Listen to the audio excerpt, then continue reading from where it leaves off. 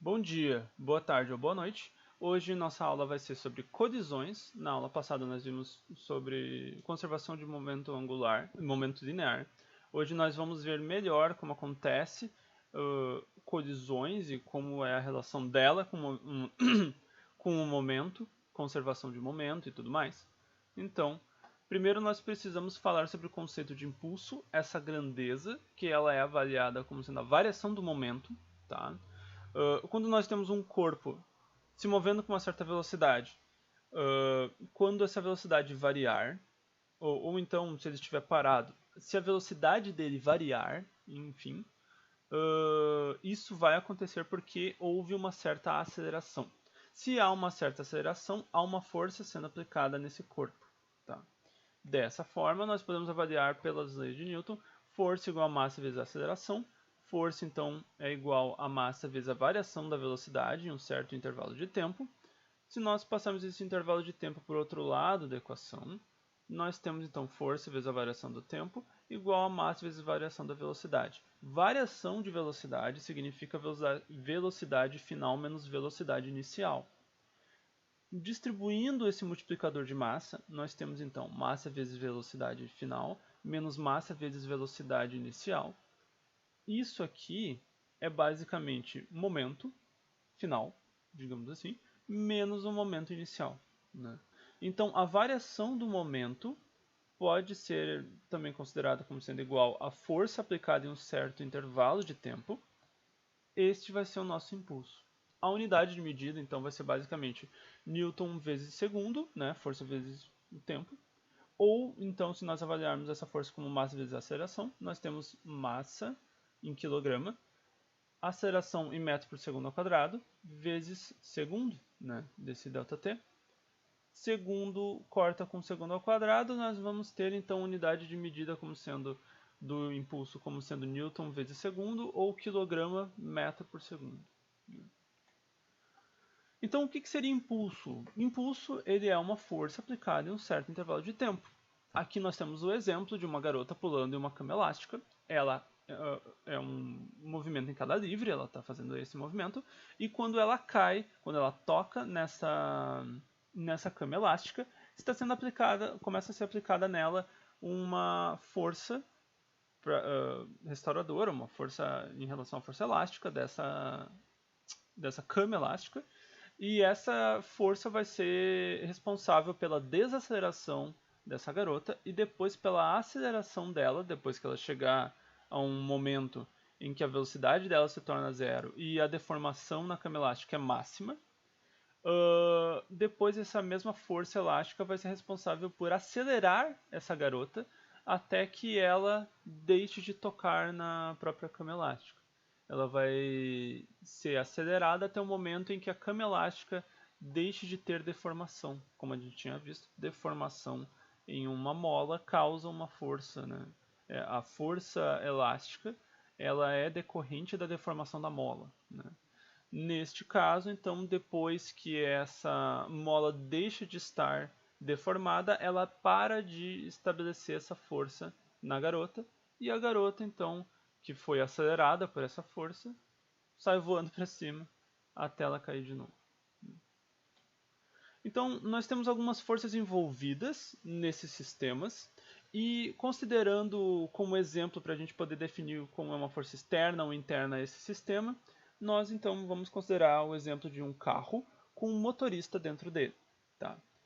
Quando esse motorista aperta, pisa no acelerador, né, ele acelera esse carro, essas rodas do carro vão atritar com o chão e vai ser estabelecida uma força que é externa ao sistema carro motorista. É uma força que vem do chão. Desta forma, se nós erguêssemos o carro, içássemos ele, né, ele ficasse com as rodas fora do chão, não importa o quanto que o motorista acelere, o sistema carro motorista não vai se mover. Tá? Agora, porque essa força é uma força externa que está fazendo ele se mover. Um outro exemplo bom é caso sejam só forças internas. Se o motorista começar a bater no carro, tentar empurrar o volante, tentar empurrar as portas, o assento do o carro nunca vai se mover. Por que ele não vai se mover? Porque todas essas forças que estão sendo aplicadas nos elementos do sistema são de elementos do sistema. Não é uma força externa a esse sistema de corpos, né? Esse sistema, no caso, o motorista e o carro. Forma um sistema, né? Dessa forma, não importa o quanto que ele tente empurrar, o momento total vai ser conservado desse sistema, porque todas essas forças são forças de elementos internos a esse mesmo sistema. Tá? E não é aqui uma situação em que o motorista não tem força para empurrar o carro. Mesmo que ele consiga fisicamente empurrar o carro, ele tenha força para fazer isso, como ele não está do lado de fora empurrando o carro, ou seja, tendo apoio do chão, digamos assim, ele está tentando empurrar o carro tendo apoio no próprio carro. Então, o sistema inteiro acaba não se movendo, tendo em vista essa força interna do sistema. Nós podemos classificar as colisões entre corpos de várias formas. Uma delas é com relação à orientação do movimento. Então nós temos uma colisão unidirecional ou uma colisão frontal, entre sendo, por exemplo, nesse caso, um sistema que tem um carro e uma parede. O carro vem da direita para a esquerda e batendo na parede. Nesse carro em específico ele está parando, mas se essa parede não estivesse fixa no chão, tanto ela quanto o carro se moveriam da direita para a esquerda, seguiriam essa linha reta. Só tem uma direção para o movimento.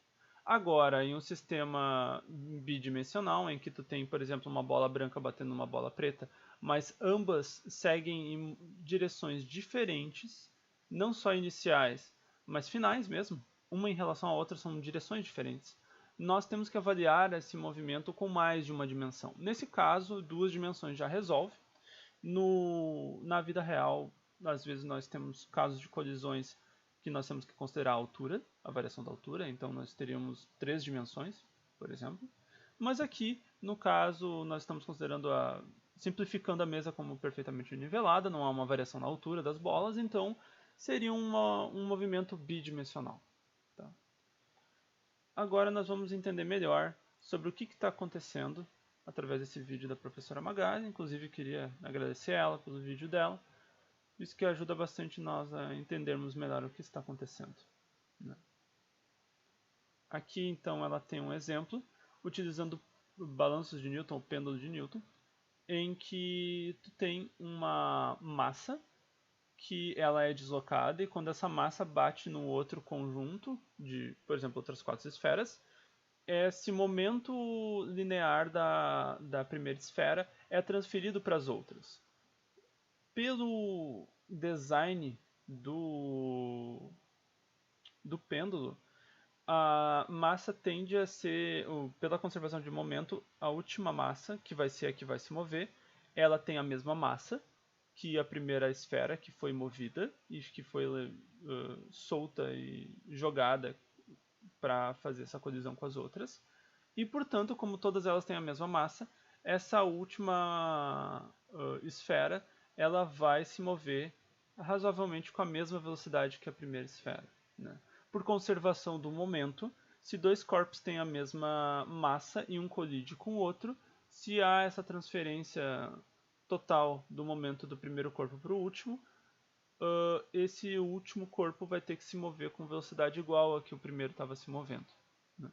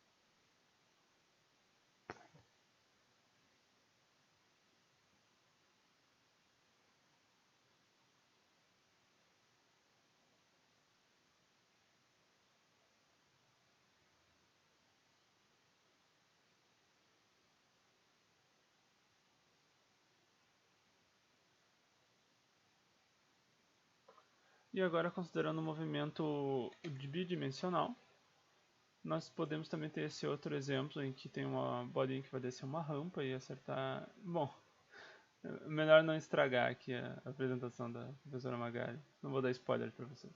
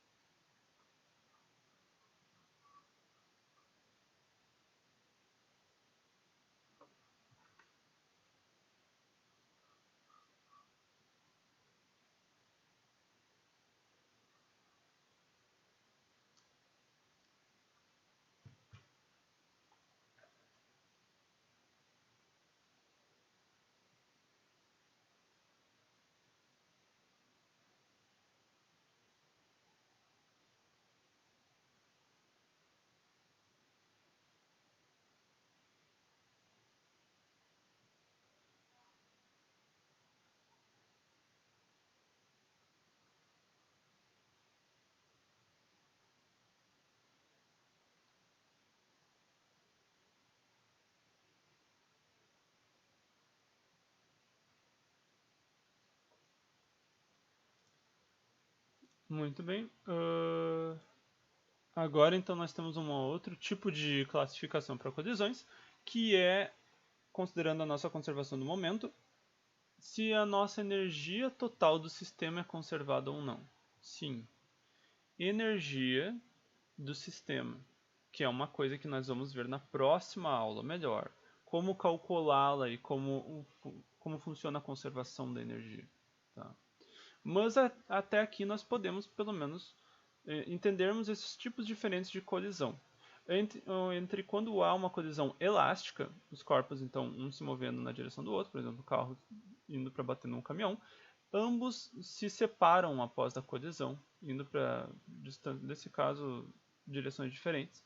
Mas nós temos uma transferência total do momento então a energia e também, além da conservação do momento, há a conservação da energia total do sistema. Se nós fôssemos avaliar a energia total de movimento do carro, a energia total de movimento do caminhão antes e depois da colisão, nós perceberíamos que depois da colisão a energia total do sistema permanece a mesma. Além disso, tem a colisão inelástica. A colisão inelástica, no caso, quando vai o carro bater no caminhão, ambos continuam juntos depois dessa colisão. Nesse caso, não se conserva totalmente a energia e tal energia é dissipada de formas diferentes. Nós temos, por exemplo, um exemplo aqui do carro batendo na parede, que nós vimos antes. Nós temos toda essa deformação do carro, né? Essa energia está sendo parcialmente dissipada através dessa deformação de um objeto quando ele bate no outro também. Quem já viu ou viu um vídeo de um acidente de carro pode já ter ouvido o som que dá, né? Parte dessa energia está sendo dissipada na forma de som também, ou de calor também, quando há um atrito tão excessivo quanto esse. Parte dessa energia é dissipada dessa forma também. Então, como a energia total do sistema ela não é conservada, nós temos o que a gente chama de colisão inelástica. Tá?